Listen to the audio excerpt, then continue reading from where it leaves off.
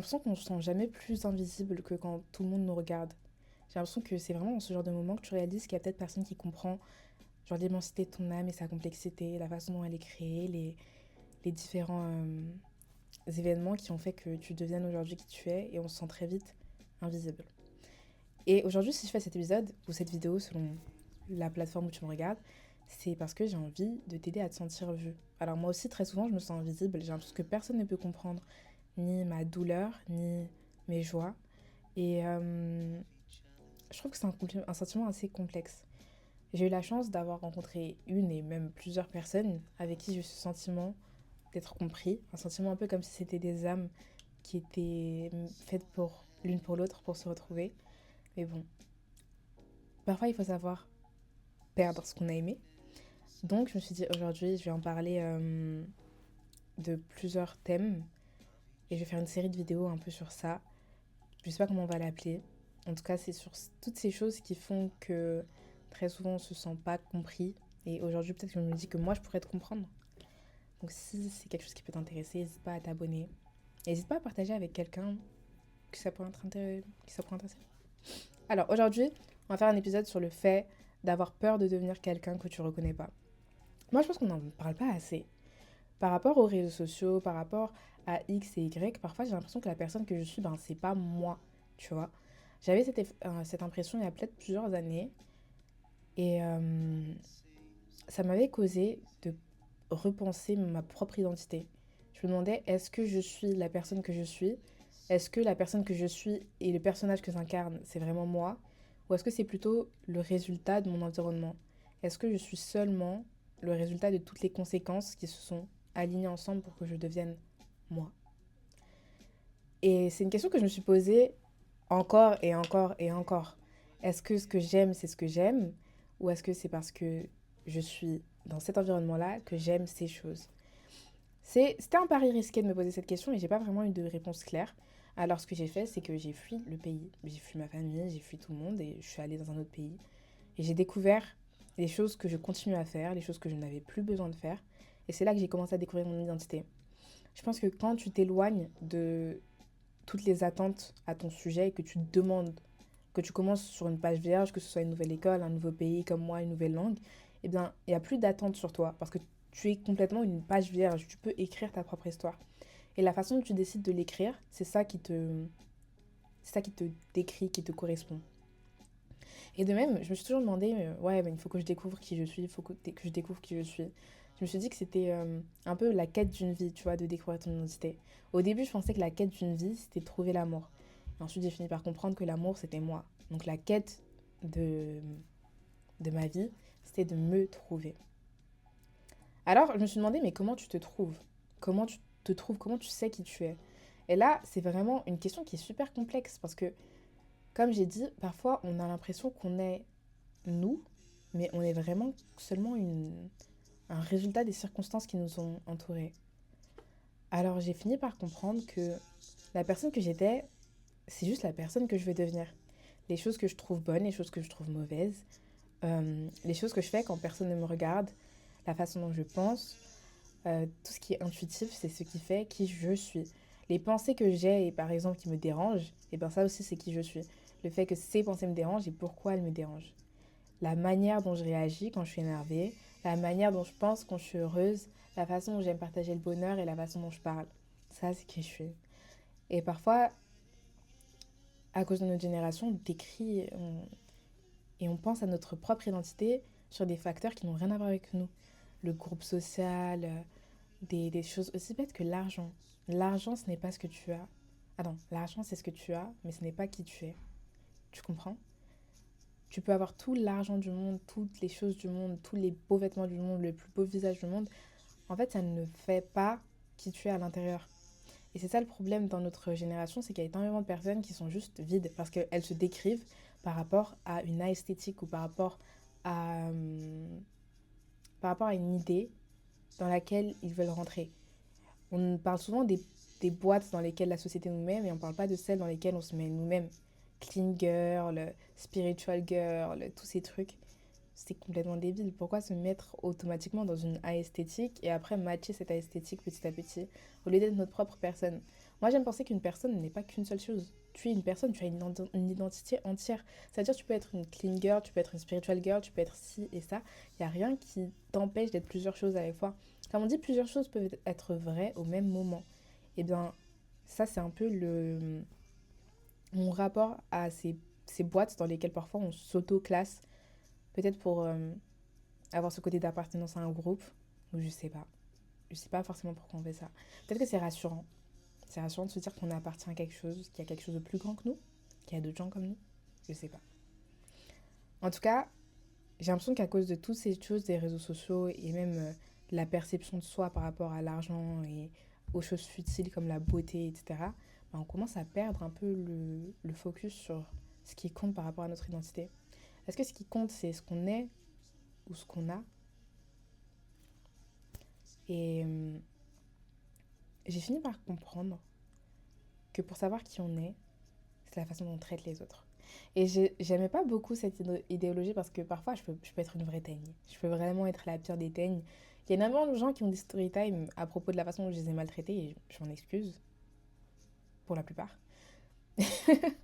Mais c'est vrai. Ça, c'est le concept du Ubuntu. C'est pas je suis car je pense, mais c'est plutôt je suis car nous sommes. C'est le concept dans lequel bah, ce qui nous définit en tant qu'humains et ce qui donne un sens à notre existence, c'est l'existence des autres et la façon dont on traite ces autres. Ceux qui font partie de notre groupe ou pas, ceux qui font partie de notre ethnie ou pas, ceux qui font partie de notre famille ou pas. Et c'est ça qui définit qui nous sommes.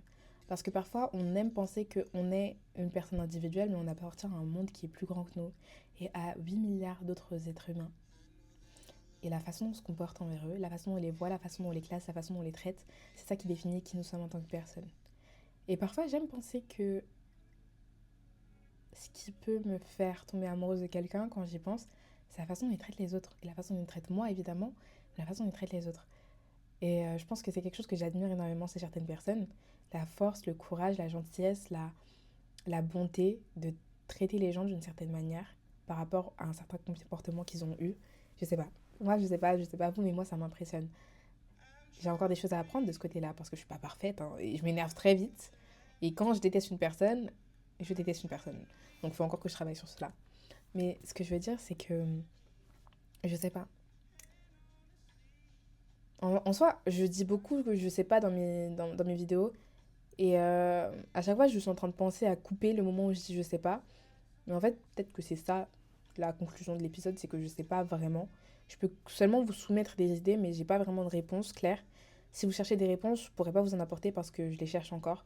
Et je pense que c'est ça le but de la vie, c'est de chercher des réponses à des questions qu'on se pose, puis se poser des nouvelles questions pour trouver des nouvelles réponses. Et quand on a plus de questions à se poser, c'est que les réponses qu'on a trouvées étaient fausses, tout simplement. Donc comme je disais, le but de cet épisode, le focus de cet épisode, c'est d'avoir peur de devenir quelqu'un qu'on ne reconnaît pas. Et je pense que pour devenir la personne qu'on veut devenir, il faut retomber dans l'enfance. Et ça, j'en avais déjà parlé, je crois, dans le dernier épisode. C'était le fait de recommencer à aimer les choses que tu aimais quand tu étais plus jeune. Pas forcément te forcer, hein, mais rechercher ce sentiment d'émerveillement. Ça me rappelle une vidéo que j'avais vue qui parlait de 5 caractéristiques humaines qui... Attendez, laissez-moi une minute. J'essaierai de vous mettre la vidéo de ce dont je parle sur mon Instagram. Et c'était une vidéo qui disait si vous avez perdu ces 5 qualités, considérez que vous êtes déjà mort. Et il s'agissait de qualités comme l'émerveillement, des choses qu'on retrouve dans l'enfance et qui donnent un sens à notre vie. Ces qualités qui rendent la vie un peu plus belle, qui rendent les rapports humains un peu plus agréables, qui rendent les sourires des inconnus un peu plus meaningful. Je sais pas comment on dit en français, qui ont un sens. Et d'un autre côté, il y a une autre citation que j'ai vue sur Reddit. Bon, attendez, c'est pas parce que je l'ai vue sur Reddit que c'est pas fiable, ok? Donc, la citation elle dit considérez-vous comme mort, vous avez déjà vécu votre vie. Maintenant, prenez ce qui vous reste et vivez-le correctement. Ce qui ne transmet pas la lumière crée ses propres ténèbres. Et ça, c'est une citation de Marc Aurèle. J'aime trop cette citation et je trouve que c'est magnifique de penser au fait que parfois on aime bien penser à notre vie comme étant seulement le présent. Alors que si on pensait qu'on est déjà mort, qu'on n'a déjà plus rien à perdre, et que ce qu'on prend là, c'est seulement ce qui nous reste, les derniers moments, que chaque moment était le dernier moment, eh bien on pourrait recommencer à créer le sens et la beauté dans notre vie, tu vois. Et je pense que parfois, pour réussir à retrouver la personne que tu es et à trouver ta propre identité, ça passe beaucoup par le fait de penser à comment tu aimerais vivre les derniers jours de ta vie, parce que ça t'est propre. Il y en a qui aimeraient les vivre dans une grande ville, d'autres à la montagne. Moi, je pense que ce serait à la plage. Regarder les vagues bouger, les enfants sauter dans l'eau, ou peut-être même sur une plage déserte. Mais je trouve que c'est un peu moins triste. Je sais pas, c'est un peu triste d'être seul sur une plage. Je trouve que ce qui fait la beauté, c'est la beauté de l'écosystème. Que ce soit les humains qui profitent des vagues et de l'eau, ou les crabes qui marchent sur la plage, le sable et l'eau qui te pique un peu les yeux. Je sais pas. Je pense que ça passe par ce genre d'expérience, ce genre de questions, qu'on réussit à retrouver en fait qui on est et à trouver notre propre identité et à se reconnaître. Et je pense qu'on vit dans une ère, et dans tous les cas, c'est un peu comme ça à chaque époque, hein, mais on vit dans une époque dans laquelle la conformité est appréciée dans toute chose. Que ce soit avoir un style qui est alternatif, avoir un style clean girl, avoir un style X ou Y. Même en tant qu'animaux sociaux, on a besoin de suivre une genre de tendance. On a besoin d'avoir un ancrage qui nous lie aux autres. Et dans notre société et dans notre époque, cet ancrage, il est omniprésent. On a presque tous les mêmes chaussures, les mêmes expressions, les mêmes goûts. C'est bien parce qu'on vit en société, mais c'est aussi parce que d'un côté, c'est le moyen de se sentir accepté. Et du coup, parfois, on commence à devenir seulement un résultat de la société et de la façon dont on décide de se classer dans celle-ci, plutôt que d'être un résultat de notre propre personne. Enfin, je sais pas, c'est un peu comme ça que moi j'ai senti. Après, je vous donne mon expérience personnelle, qui n'est pas forcément universelle. C'est comme ça aussi que je me suis sentie ces dernières années. Ça peut ne pas être votre cas. C'est vrai que moi, j'ai été un peu people pleaser. Donc, je suis pas la meilleure personne pour vous donner ce genre d'indications et de conseils. Et dernièrement, je pense qu'il faut se trouver une passion. Il faut se trouver une chose qu'on aime, vraiment.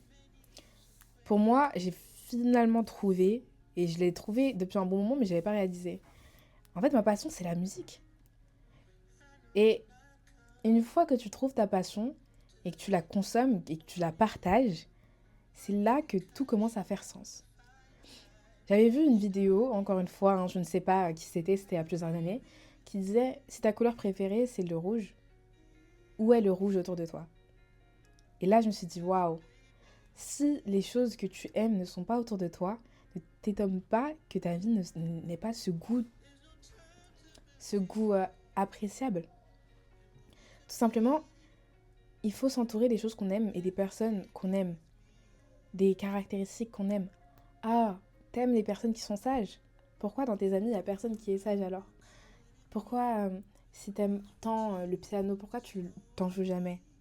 Parfois, tu trahis ta propre personne, soit en te convainquant que t'aimes des choses que t'aimes pas vraiment, soit en ne pratiquant pas et en ne mettant pas en place les choses que tu aimes vraiment. Et parfois, être fidèle à soi-même, c'est aussi juste savoir cultiver les choses qu'on aime, les utiliser. Et ouais, je pense que aussi d'un côté, pour moi, si je dois garder un souvenir d'une personne, c'est une chose qu'elle aime. Comme, je vais vous donner un exemple très spécifique. Comme je parlais à un garçon, il aimait le PSG. Enfin, aimer, c'est encore c'est un petit mot, hein, c'est réducteur. Et vu qu'il aimait tellement le PSG, et maintenant, quand je pense au PSG, ça me fait penser à lui, tu vois. Quand je pense au foot, ça me fait penser à lui. Et moi, je pense que c'est ça la beauté de l'humanité, c'est le fait d'aimer quelque chose au point que ça puisse, d'une certaine façon, te définir dans l'esprit d'un autre. J'aimerais bien que quand quelqu'un écoute ces chansons, par exemple, ça lui fasse penser à moi, parce que moi, j'aime Daniel César. Je suis vraiment une très grande fan de Daniel César. Et je trouve que c'est ça qui est beau, tu vois. Les choses qu'on aime font qui on est. On est ce qu'on aime. Et c'est pour ça qu'on doit s'aimer, d'un côté. Et c'est aussi pour ça qu'on doit se comporter comme tel. Et qu'on doit s'entourer de ce qu'on aime. Enfin, voilà. Je sais pas ce que vous en pensez, mais moi, je trouve que c'est une super initiative de repenser la façon dont on s'entoure, les choses qu'on fait, et de juste se demander, est-ce que c'est vraiment des choses que j'aime ou est-ce que c'est par habitude? Dans les relations comme dans la relation avec soi-même, parfois, on pense que c'est de l'amour, mais c'est juste de l'habitude. Il faut avoir le courage de casser cette habitude pour pouvoir vraiment trouver là où on est. Je pense que malheureusement, on nous a fait croire que le but de la vie, c'est de trouver l'amour. Le but de la vie, c'est de se trouver. L'amour, il est en toi. C'est juste toi qui décides de le trouver à une autre personne. Et c'est ça le message qui est un peu compromettant dans notre société. On nous dit toute une vie, ah oui, il faut chercher l'amour, il faut trouver l'amour de sa vie. L'amour de sa vie, c'est le moment où tu commences à donner ton amour à une personne précise. L'amour, il est déjà en toi. C'est juste la personne à qui tu veux le donner que tu dois choisir. Oh! Donc, toute cette propagande de l'amour de ta vie existe déjà, il est déjà en toi. Tu dois juste le réveiller. En tout cas, je te remercie d'avoir écouté mon podcast aujourd'hui, d'avoir écouté ma vidéo. Moi, je pense que tu l'auras compris, je dois filer. Et je te dis à très bientôt. J'espère que cet épisode t'a plu. Il se pourrait que je mette le titre des chansons qui sont passées pendant que je parlais, mais c'est pas sûr. Donc n'hésite pas à me demander sur Instagram, sur TikTok, etc. Et à bientôt. Bye bye.